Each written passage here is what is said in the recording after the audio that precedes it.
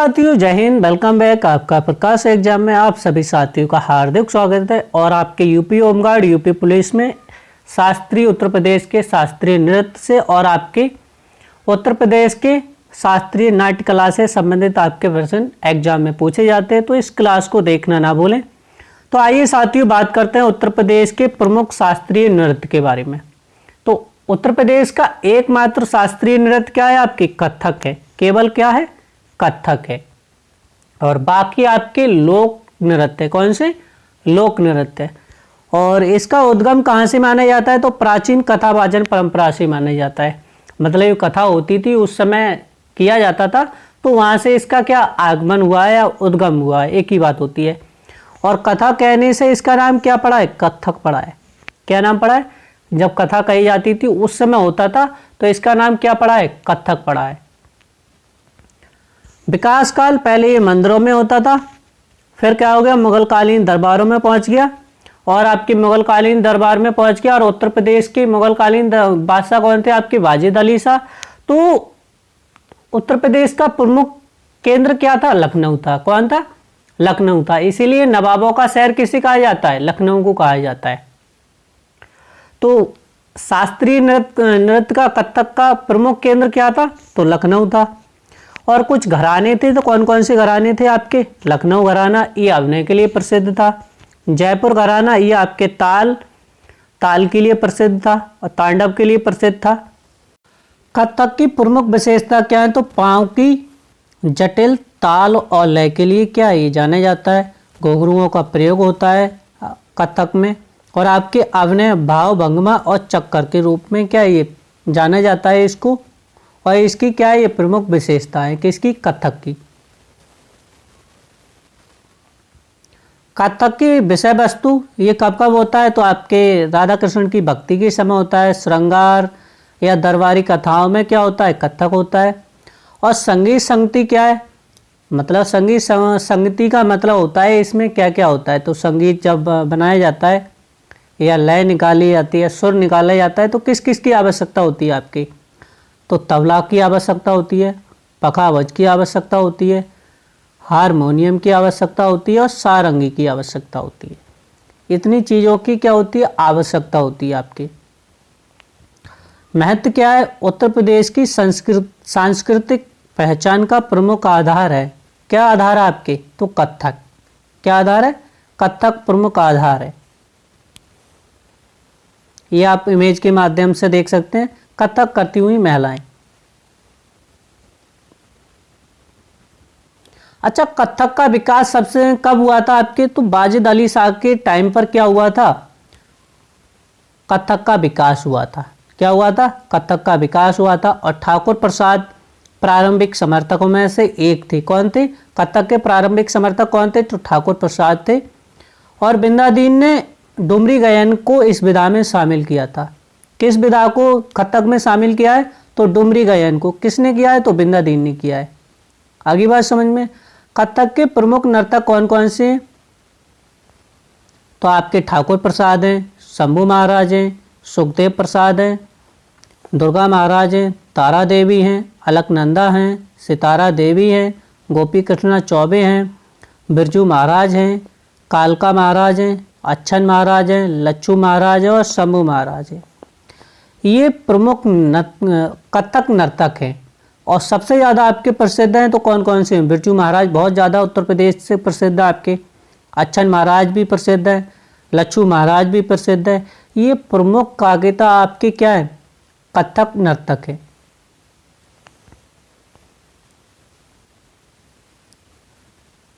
फिर आता है उत्तर प्रदेश में कथक में डिग्री दी जाने वाले प्रमुख संस्थान। उत्तर प्रदेश में कथक की डिग्री कहाँ कहाँ दी जाती है? तो कथक केंद्र कहाँ है आपका? लखनऊ है। कहाँ पर है? लखनऊ में। संगीत नाट्य अकादमी के अंतर्गत कथक का राष्ट्रीय स्तर का प्रमुख स्थान कहाँ पर है आपके? तो लखनऊ में है। वादखंडे संस्कृति विश्वविद्यालय कथक में स्नातक व स्नातकोत्तर की डिग्री प्रदान की जाती है। मतलब जैसे आपके बीए होता है, स्नातक होता है, स्नातकोत्तर को एमए बोला जाता है, तो वैसे ही आपके मास्टर डिग्री दी जाती है वादखंडे संस्कृति विश्वविद्यालय। ये कहाँ है आपके? लखनऊ में। काशी हिंदू विश्वविद्यालय प्रदर्शन कला संकाय के अंतर्गत कथक में डिग्री दी जाती है। कहाँ पर है आपके? यह आपके वाराणसी में। कहाँ पर है? वाराणसी में। प्रयाग संगीत समिति कथक में डिग्री डिप्लोमा प्रदान करने वाला प्रतिष्ठित संस्थान है क्या आपके? तो प्रयाग संगीत समिति है। ये आपके कहाँ है? प्रयागराज में स्थित आपके। तो ये प्रमुख आपके 4 क्या है आपके कथक में डिग्री देने वाले प्रमुख संस्थान है। फिर आते हैं हमारे लोक नृत्य। इससे पहले बात की थी शास्त्रीय नृत्य के बारे में, तो एकमात्र शास्त्रीय नृत्य है वो क्या है आपका? कथक है।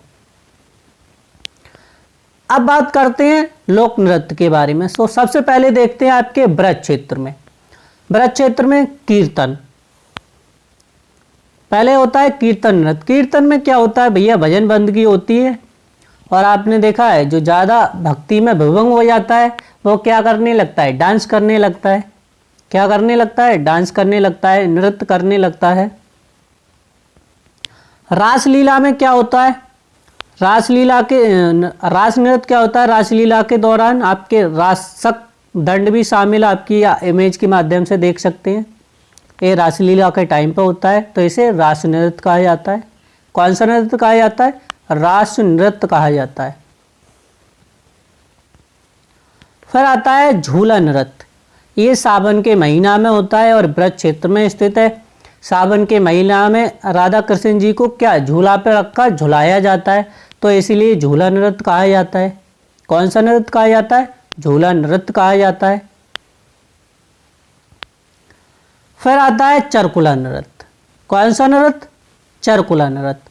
चरकुला नृत्य होली के तीसरे दिन होता है। सिर पर ऐसे समझ लो दीपक, एक मान लो पहिए के ऊपर क्या रखे जाते हैं, या कोई प्लेट होती है या आपके कोई पहिया होता है, उस पर क्या रखे जाते हैं? लगभग 108 दिए रखे जाते हैं। उस पर महिलाएं क्या करती हैं? उसको रखकर डांस करती हैं।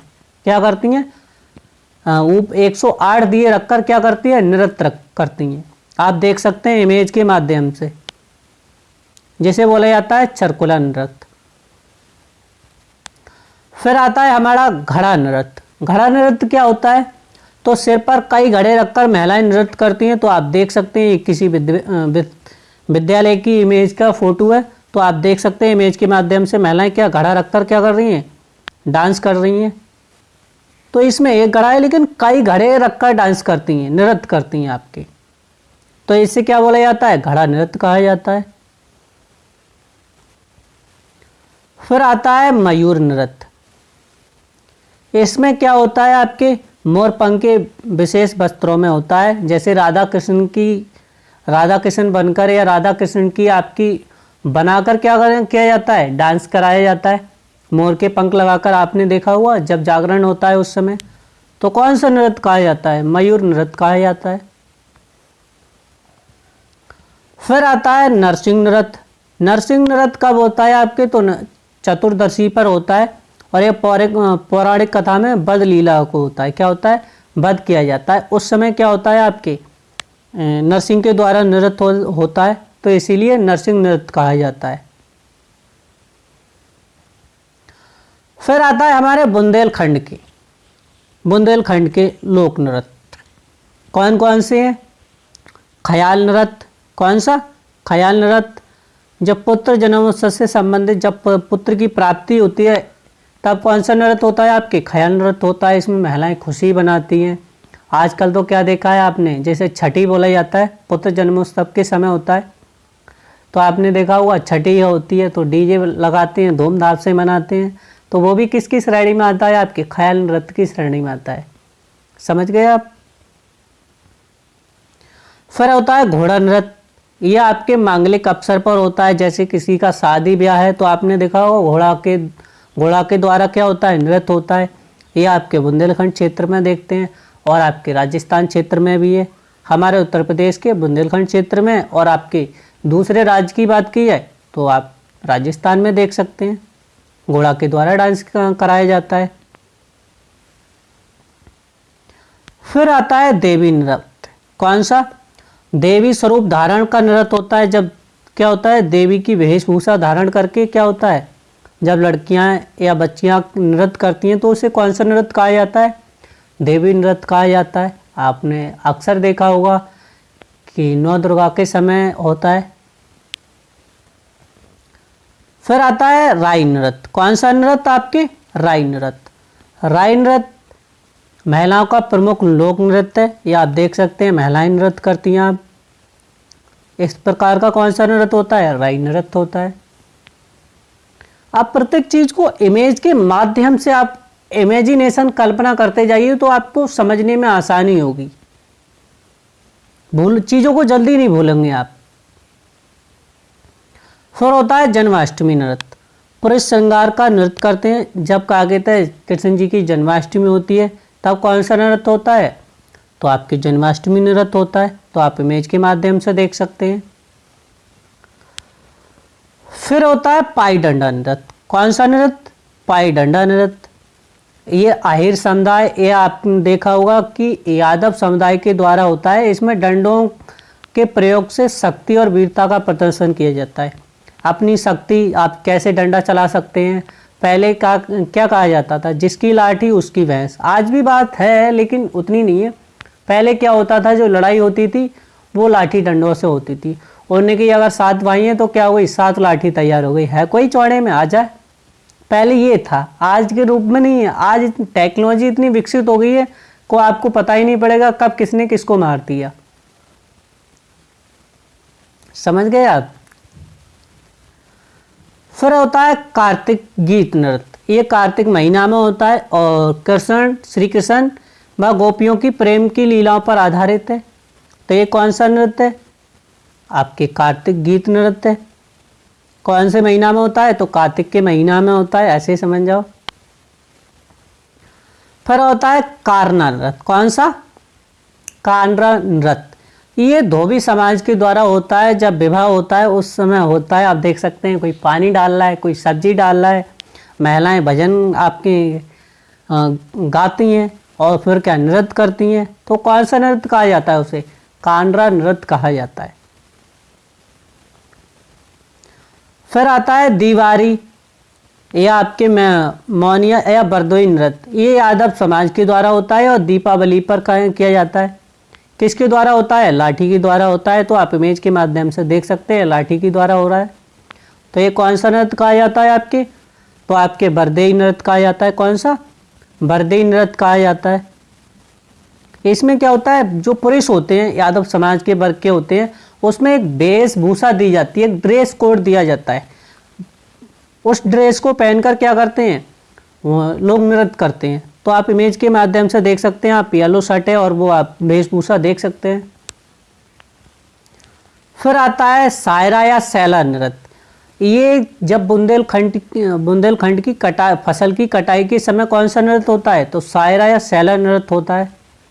इसमें इंद्रदेव की पूजा की जाती है वर्षा और समृद्धि की कामना के लिए। आप इमेज के माध्यम से देख सकते हैं। फिर आता है पूर्वांचल क्षेत्र के प्रमुख नृत्य। कौन कौन से हैं? तो आता है धोबिया नृत्य। आप देख सकते हैं परंपरागत धोबिया नृत्य की इमेज देख सकते हैं आप। तो ये धोबी समुदाय के द्वारा कब होता है? ये पुरुष द्वारा विवाह व संतान प्राप्ति के लिए कौन सा नृत्य होता है आपके? तो धोबिया नृत्य होता है। कौन सा नृत्य होता है? धोबिया नृत्य होता है। कब होता है? शादी के टाइम पे और बच्चे की प्राप्ति या संतान की प्राप्ति के समय होता है। कहाँ प्रसिद्ध है आपके? तो पूर्वांचल में प्रसिद्ध है। फिर आता है कटघोड़वा नृत्य। ये मांगलिक अवसर पर कृत्रिम घोड़ी पर बैठकर किया जाता है। आपने कहानी नहीं सुनी होगी, काठी काठी का घोड़ा। तो वैसे आपने जब बच्चों को आप देखना, जब प्राइमरी स्कूल में पढ़ाते हैं तो बच्चों को कहानियाँ बताई जाती हैं। तो वैसे ही कौन सा नृत्य आपके? तो काठी की लकड़ी होती है इसमें। तो कौन सा नृत्य होता है आपके? कटघोड़वा नृत्य होता है। ये कब होता है आपके? शुभ अवसर पर किया जाता है, जैसे शादी ब्याह है, कोई अच्छी खुशी की बात है, तब होता है आपके। फिर आता है कहउआ नृत्य। ये कहर समाज के द्वारा होता है। कौन से समाज के द्वारा होता है? कहर समाज के द्वारा होता है। और ये कब होता है? शुभ अवसर पर होता है। कब होता है आपके? शुभ अवसर पर होता है। शुभ अवसर का मतलब समझ जाओ, या संतान प्राप्ति, या शादी, या कोई मकान दुकान हो गई, अच्छी तरक्की हो रही है तो नृत्य करा रहे हैं अपनी। फिर आता है घोड़ऊ नृत्य। यह आपकी कब होता है? प्रसन्न प्रधान प्रसिद्धि लोक नृत्य। ये आप देख सकते हैं इमेज के माध्यम से। कौन सा नृत्य आपके? घोड़ऊ नृत्य आपके। फिर आता है नटवरी नृत्य। यह नटवरी नृत्य आपके होली के समय होता है और यादव समाज के द्वारा प्रस्तुति की जाती है। किसके द्वारा? यादव समाज के द्वारा प्रस्तुति की जाती है। क्योंकि कृष्ण जी किस संबंधित आपके? तो यादव समाज से संबंधित है आपके। लेकिन अगर उनकी कुल की बात की जाए तो सूरसेन से संबंधित थे आपके। कौन से कुल से? तो सूरसेन कुल से संबंधित थे कृष्ण जी। फिर आता है धीवर नृत्य या कहर नृत्य। ये धीवर समाज के द्वारा होता है, मंगलिक गायन होता है। आप देख सकते हैं इमेज के माध्यम से। ये कौन सा नृत्य आपके? तो धीवर राग नृत्य। ये धीवर समाज के द्वारा किया जाता है। फिर आता है चौरसिया। एक आपके चौरसिया नृत्य। ये कहाँ होता है? आपके जौनपुर जनपद में होता है। कहारों द्वारा किया जाता है। किसके द्वारा किया जाता है? कहारों द्वारा किया जाता है। ये आप देख सकते हैं इमेज के माध्यम से। फिर आता है विदेशिया नृत्य। विदेशिया नृत्य क्या होता है? सबसे ज़्यादा अच्छा नृत्य है। सबसे ज़्यादा जब पति विदेश जाता है तो वहाँ की महिलाएं नृत्य करती हैं, जिससे कि हमारा पति विदेश जाए तो हंसते हुए जाए, ना कि मन उदास करके। तो इसलिए वहाँ की महिलाएं कौन सा नृत्य करती हैं आपके? विदेशिया नृत्य करती हैं। और कहाँ पर आपके? तो पूर्वांचल क्षेत्र में प्रसिद्ध है। तो आप देख सकते हैं ये पूर्वांचल क्षेत्र का एक प्रसिद्ध नाट्य शैली है। इसमें भोजपुरी भाषा में पति पत्नी के बीच विरह मतलब प्रेम पीड़ा को दर्शाया जाता है जब पति विदेश जाता है। वाह! तो बात आ गई समझ में। कब होता है आपके? जब पति विदेश जाता है। कोई सऊदी जा रहा है, कोई दुबई जा रहा है। आपने देखा हुआ ज़्यादा अधिकतर लोग पूर्वांचल क्षेत्र के लोग क्या जाते हैं, ऐसा नहीं है पश्चिमी क्षेत्र के लोग जाते हैं, लेकिन अधिकतर आपने देखा होगा पूर्वांचल क्षेत्र के लोग विदेश ज़्यादा जाते हैं। कहाँ जाते हैं? विदेश ज़्यादा जाते हैं। तो उसी के तहत कौन सा नृत्य होता है आपके? विदेशिया नृत्य होता है। इसीलिए पूर्वांचल क्षेत्र में बहुत ज़्यादा प्रसिद्ध है आपका। ये आपके ऐसे समझ लो 99% आपके पेपर में आ सकता है। इसमें कोई दोहराए संदेह नहीं है कि विदेशिया नृत्य किससे संबंधित है आपके? बुंदेलखंड से, पूर्वांचल से, अवध क्षेत्र से, या इनमें से कोई नहीं। फिर आता है अवध क्षेत्र। अवध क्षेत्र में सबसे पहले देखते हैं जोगनी। ये कब होता है? रामनवमी के अवसर पर होता है। कब होता है? रामनवमी के अवसर पर होता है। इसमें आगे तक क्या होता है? पुरुष साधु या कलाकार महिला वेश धारण करके नृत्य किया जाता है। आप इमेज के माध्यम से देख सकते हैं। फिर आता है फरुआई नृत्य। कौन सा नृत्य? फरुआई नृत्य। ये समुदाय का प्रसिद्ध लोक नृत्य है। कौन सा? फरुआई नृत्य। ये किसके द्वारा होता है? तो लोगों के द्वारा होता है। इसमें लाठी डंडों का प्रयोग किया जाता है। ये भी किससे संबंधित है आपके? तो अवध क्षेत्र से संबंधित है आपके। कहाँ से? आपके अवध क्षेत्र से। आप गोरखपुर चले आओ, देवरिया चले आओ, इधर आपको ऐसा नृत्य देखने को मिल जाएगा। फिर आता है देदिया नृत्य। कौन सा नृत्य? देदिया नृत्य। फिर आता है देदिया नृत्य। देदिया नृत्य कब किया जाता है? तो जब प्रभु श्री राम जब लंका विजय कर वापस अयोध्या आए थे तो वहाँ की नगरों की महिलाओं के द्वारा कौन सा नृत्य किया गया था? तो देदिया नृत्य किया गया था। कौन सा? देदिया नृत्य किया गया था। इसमें क्या होता है? नर्तक सिर पर छिद्रयुक्त मिट्टी के पात्र में जलता दीपक रखकर नृत्य करते हैं। क्या रखकर? मिट्टी का कोई घड़ा होता है, उसमें दीपक जलाकर क्या करते हैं? नृत्य करते हैं, मतलब डांस करते हैं। कौन सा नृत्य कहा जाता है? देदिया नृत्य कहा जाता है। फिर आता है दांडिया नृत्य। ये संतान प्राप्ति के लिए किया जाता है। कब किया जाता है? संतान प्राप्ति के लिए, मनोकामना के लिए किया जाता है। और माता सरस्वती की क्या होती है? पूजा होती है।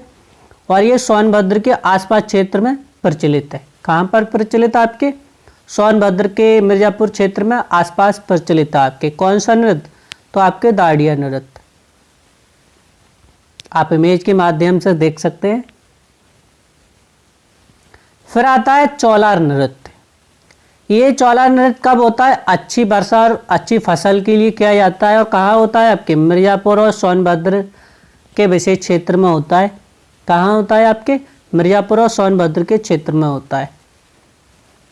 अच्छी फसल और अच्छी वर्षा के लिए किया जाता है, मतलब इंद्रदेव को प्रसन्न करने के लिए किया जाता है। फिर आता है कर्मा नृत्य। यह आपके सोनभद्र और मिर्ज़ापुर की खारवाल व कोल जनजाति द्वारा किया जाता है। ये इसमें परिश्रम, प्रकृति और पर्यावरण के प्रति सम्मान का प्रतीक बताया जाता है। कौन से नृत्य को? आपके कर्मा नृत्य को। फिर आता है आपके डार हारी नृत्य। ये आपके सोनभद्र में होता है। इसमें क्या होता है? जो पशुओं के सींग होते हैं उसमें क्या होता है? उसके वाद्य यंत्रों का प्रयोग किया जाता है। किसका प्रयोग किया जाता है? जो पशुओं के सींग होते हैं, सींग से बने वाद्य यंत्रों का क्या किया जाता है? प्रयोग किया जाता है। अब आता है हमारा शास्त्रीय नाट्य कला। क्या आता है? शास्त्रीय नाट्य कला। तो आधुनिक हिंदी रंगमंच के जनक किसे कहा जाता है? तो भारतेंदु हरिश्चंद्र को कहा जाता है। किसे कहा जाता है? भारतेंदु हरिश्चंद्र को कहा जाता है। आपने सुना नहीं है कि आप प्रथम बोलती फिल्म कौन सी है आपके? तो आलम आरा है। कौन सी फिल्म है आपकी? मूवी है कौन सी है? आलम आरा है। हिंदी नाटक के प्रमुख प्रवर्तक जिसने क्या किया था? आपके नाटकों को बहुत ज़्यादा प्रोत्साहित किया था या अभिनय को बहुत ज़्यादा प्रोत्साहन किया था, वो कौन कौन थे आपके? बालकृष्ण भट्ट, प्रताप नारायण मिश्र थे। कौन थे? बालकृष्ण भट्ट, प्रताप नारायण मिश्र और आपके देवकी नंदन त्रिपाठी और शीतला प्रसाद और गोपाल दास और राधा कृष्ण। ये क्या थे? बहुत आपके क्या थे? मुख्य प्रवर्तक थे। क्या थे? मुख्य प्रवर्तक थे। और भारतेंदु हरिश्चंद्र को हिंदी नाटक का प्रजापति कहा जाता है। क्या कहा जाता है? भारतेंदु हरिश्चंद्र को हिंदी नाटक का प्रजापति कहा जाता है। और इसका प्रोत्साहन 1843 में वाजिद अली शाह द्वारा नाटक कला को क्या दिया गया था? बहुत ज़्यादा प्रोत्साहन किया गया था, मतलब बढ़ावा दिया गया था। शास्त्रीय नाट्य कला से हिंदी रंगमंच का क्या हुआ? विकास हुआ। क्या हुआ? हिंदी रंगमंच का क्या हुआ? विकास हुआ। प्रारंभिक नाट्य रचनाएं कौन कौन सी है? तो सबसे पहले 1843 नवाब वाजिद अली किस्सा कौन सा? आपके राधा कन्हैया। कौन सा? राधा कन्हैया किस्सा लिखा गया। किसके द्वारा लिखा गया आपके? या नाटक लिखा गया तो किसके द्वारा? नवाब वाजिद अली के द्वारा लिखा गया था। उसके बाद में 1853 में आपके सैयद आगा हसन लखनवी के द्वारा लिखा गया। क्या आपके? इंद्र सभा लिखा गया आपके। और इसके बाद में क्या हो गया? आपके शास्त्रीय नाट्य कला को क्या दिया गया? बढ़ावा दिया गया। क्या दिया गया? बढ़ावा दिया गया। किसके द्वारा? राजा के द्वारा, या कहा तो वहाँ के नवाब के द्वारा। अवध के नवाब कौन थे आपके? वाजिद अली शाह। पहला हिंदी नाटक कौन सा? तो आपके विशुद्ध नाटक की बात की जाए तो विशुद्ध नाट्य शैली में लिखा गया आपके कौन था? नहुस था। किसने लिखा था? तो भारतेंदु के पिता बाबू गोपाल चंद्र गिरधर ने लिखा था। किसने लिखा था? भारतेंदु के पिता थे कौन? बाबू गोपाल चंद्र गिरिधर ने लिखा था। और आधुनिक शैली पर मंचित होने वाला नाटक कौन सा है आपके? तो जानकी मंगल है। कौन सा? जानकी मंगल है। किसके द्वारा लिखा, किसके द्वारा प्रस्तुत किया गया? तो शीतला प्रसाद के द्वारा। कौन? किसके द्वारा? शीतला प्रसाद के द्वारा। कब किया गया इसका अभिनय? तो 3 अक्टूबर 1868 में। कहाँ हुआ? काशी बनारस में हुआ था। कहाँ हुआ था आपके? काशी बनारस में हुआ था। पहला हिंदी नाटक। ये आपके पेपर में आपके आने वाला प्रश्न है। भारतीय जन रंगमंच की स्थापना कब हुई थी? तो 1943 में हुई थी, जिसने नाटक को सामाजिक और जन आंदोलन से जोड़ा। जो नाटक खेले जाते थे या नाटक किए जाते थे वो आंदोलन से संबंधित किए जाते थे। किससे? आंदोलन से संबंधित किए जाते थे। और इससे क्या हुआ? बढ़ावा मिला। लखनऊ के प्रमुख रंगमंच संस्थान तो संगीत नाट्य भारती, ये आपके 1963 में स्थापना हुई थी। रविंद्रालय की स्थापना 1964 में लखनऊ में हुई थी। भारतेंदु नाट्य अकेडमी की स्थापना 1975 में हुई थी। तो ये लखनऊ के प्रमुख रंगमंच संस्थान है। इसमें एक न एक क्वेश्चन आपका इससे बनकर आ सकता है। 1969 में नाट्य भारती का नाम बदलकर क्या कर दिया आपके संगीत नाटक अकेडमी कर दिया गया। क्या कर दिया गया आपके संगीत नाटक अकेडमी कर दिया गया। और प्रमुख रंगकर्मी कौन कौन थे जो नाटक करते थे? कौन थे आपके? मोहन राकेश थे, राज विसारिया थे, मोहन कुलकृष्ण थे आदि प्रमुख। इनका क्या रहा था? महत्वपूर्ण योगदान रहा था। ये प्रमुख नाटक कर्मी थे और निर्देशक थे आपके। फिर आते हैं हमारे लोक नाट्य एवं रंगमंच कला। किसके बाद आते हैं? तो शास्त्रीय नाट्य कला के बाद आते हैं। इसमें क्या होता है? ये लोगों के द्वारा किए जाते हैं। जैसे आपने रामलीला देखी होगी, कृष्ण लीला देखी होगी। ये विभिन्न क्षेत्रों में नाटक खेले जाते हैं, नाटक किए जाते हैं। लेकिन शास्त्रीय नृत्य नाट्य कैसे होते हैं? उनको बढ़ावा दिया गया था, विशेष व्यक्ति के द्वारा किए जाते हैं। वो किसके द्वारा? विशेष व्यक्ति के द्वारा किए जाते हैं। जैसे राजा हरिश्चंद्र क्या माने जाता है? शास्त्रीय हिंदी रंगमंच के क्या माने जाते हैं? जनक माने जाते हैं। जैसे आप अक्षय कुमार जी को देख सकते हैं, सनी देओल जी को देख सकते हैं। तो वो ऐसे समझ लो शास्त्रीय नाट्य कला से संबंधित आ गए। और आप रंगमंच कला तो आप देख सकते हैं, कोई यूट्यूब पर वीडियो बना के डाल देता है, कोई कैसे वीडियो बना के डाल देता है। तो वो क्या करते हैं? वो भी क्या कर रहे हैं? आपके नाट्य कर रहे हैं, कला कर रहे हैं, मतलब एक्टिंग कर रहे हैं। तो उत्तर प्रदेश के विभिन्न क्षेत्रों में लोक नाट्य और रंगमंच कला की समृद्ध परंपरा रही है। प्रमुख लोक नाट्य हैं तो आपके रामलीला है, रासलीला है, नौटंकी है, सुहाग है और विदेशिया है। ये क्या है? प्रमुख लोक नाट्य है। इनमें क्या हुआ था? अधिकांश आपके क्या हो गए थे? 20वीं शताब्दी में आपके समाप्त हो गए। लेकिन सबसे ज़्यादा लोकप्रिय हुआ था आपके रामलीला, रासलीला। ये क्या हुआ था? उस समय बहुत ज़्यादा आपके प्रिय हुआ था। लेकिन सबसे ज़्यादा प्रिय हुआ था, आपने देखा होगा कठपुतली वाला। तो ये सबसे ज़्यादा प्रिय हुआ था आपके, विशेषकर दस्ताने और छड़ी वाली कठपुतली वाली। ये आप इमेज के माध्यम से देख सकते हैं। ये उत्तर प्रदेश में सबसे ज़्यादा प्रसिद्ध हुए थे आपके, जिसे क्या बोला जाता है? ग्लब्स व रॉड कठपुतली कहा जाता है। आप इमेज के माध्यम से देख सकते हैं। गुलाबो सिताबो नवाब वाजिद अली शाह के जीवन पर आधारित है और ये पहला दस्ताने वाली कठपुतली शो माना जाता है। कौन सा? आपके गुलाबो सिताबो। कौन सा? गुलाबो सिताबो। किसके जीवन पर आधारित है आपके? तो नवाब वाजिद अली शाह के आधारित जीवन पर आधारित है और पहला दस्ताने वाली कठपुतली शो माना जाता है। ऐसे समझ लो, ये बहुत ज़्यादा आपके इम्पोर्टेंट है आपकी उत्तर प्रदेश के लिए। वाराणसी के रामनगर की रामलीला उत्तर प्रदेश के लोक नाट्य परंपरा का प्रतिनिधित्व रूप है। वाराणसी की रामलीला बहुत ज़्यादा, रामनगर की क्या है? बहुत ज़्यादा आपके फेमस है। जैसे आपने दिल्ली की रामलीला देखी होगी, वैसे ही आपकी कहाँ की प्रसिद्ध है? वाराणसी के रामनगर की। रासलीला मुख्य रूप से क्या होती है आपकी? तो ब्रज क्षेत्र में होती है। कहाँ? ब्रजवासी क्षेत्रों के द्वारा होती है। ब्रज क्षेत्र में होती है आपके मथुरा, वृंदावन। आपने देखा होगा नहीं, जब आपका जो कोई आपके कुछ प्रोग्राम कराते हैं तो आपने देखा होगा कि कहाँ से आ रहे हैं जो कलाकार हैं, वो अरे बहुत दूर से आ रहे हैं, मथुरा से हैं, वृंदावन से। तो वो करते भी बहुत अच्छा है। फिर आता है नौटंकी का प्रदर्शन राज्य भर में। आपके स्थानीय भाषाओं के द्वारा नौटंकी की जाती है और परंपराओं में किया जाता है। कैसा किया जाता है? परंपरा में किया जाता है। नौटंकी क्षेत्र आपके केंद्र की बात की जाए तो कानपुर और आपके हाथरस। यहाँ की नौटंकी क्या है आपकी? फेमस है। कहाँ की? कानपुर और हाथरस की। कैसी कैसी हैं? तो आपके हाथरस शैली भक्ति और वीरता पर जोर देती है। जो वहाँ की नौटंकी किस पर जोर देती है? आपकी भक्ति और वीरता पर जोर देती है। जबकि कानपुर की जो नौटंकी है शैली है वो आपकी कैसी है? मनोरंजन उन्मुख, मनोरंजन के लिए जोर देती है आपकी।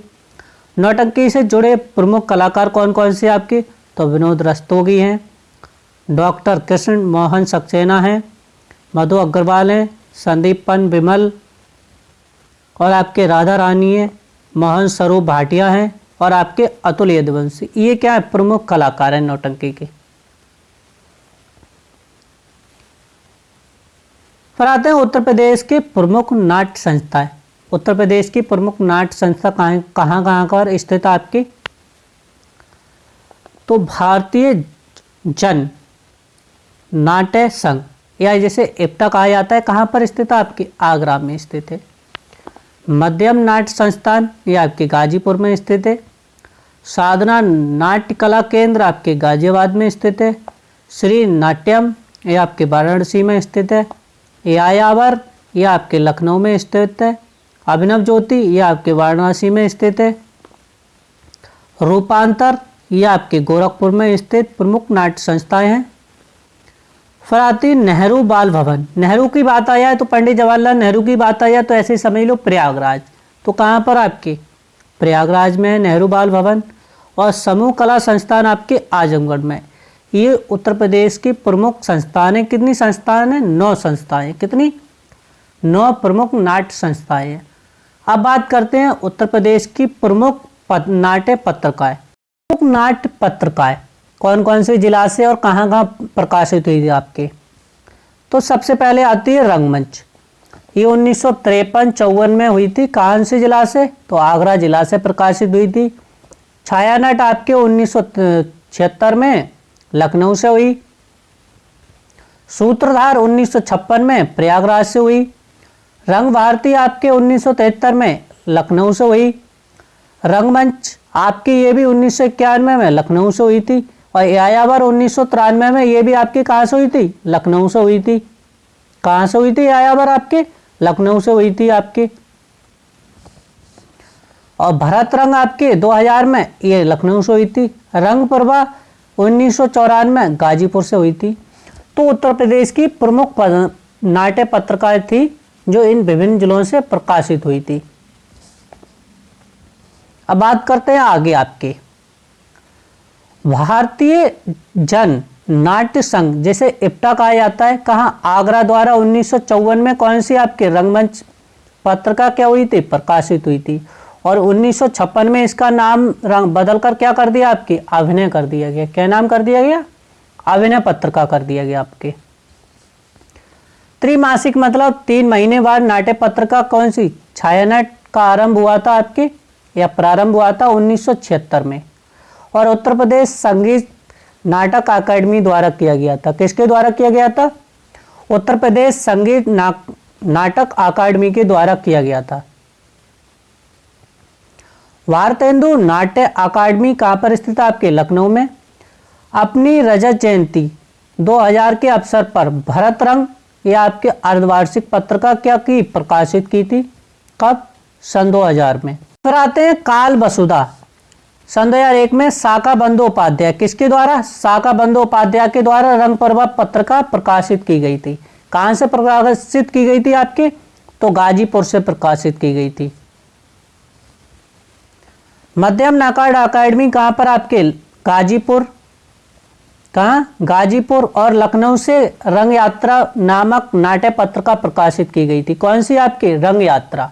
कहाँ से प्रकाशित की गई थी आपके? गाजीपुर और लखनऊ से। तो इस क्लास में साथियों हमने जाना उत्तर प्रदेश के शास्त्रीय नृत्य के बारे में, लोक नृत्य के बारे में, शास्त्रीय नाट्य कला के बारे में और लोक नाट्य कला के बारे में, और उत्तर प्रदेश के प्रमुख नाट्य संस्थाओं के बारे में जाना, उत्तर प्रदेश के प्रमुख नाट्य पत्रिकाओं के बारे में जाना। तो साथियों वीडियो कैसी लगी कमेंट करके ज़रूर बताएं। जय हिंद, जय भीम। मिलते हैं नेक्स्ट वीडियो में, तब तक के लिए धन्यवाद।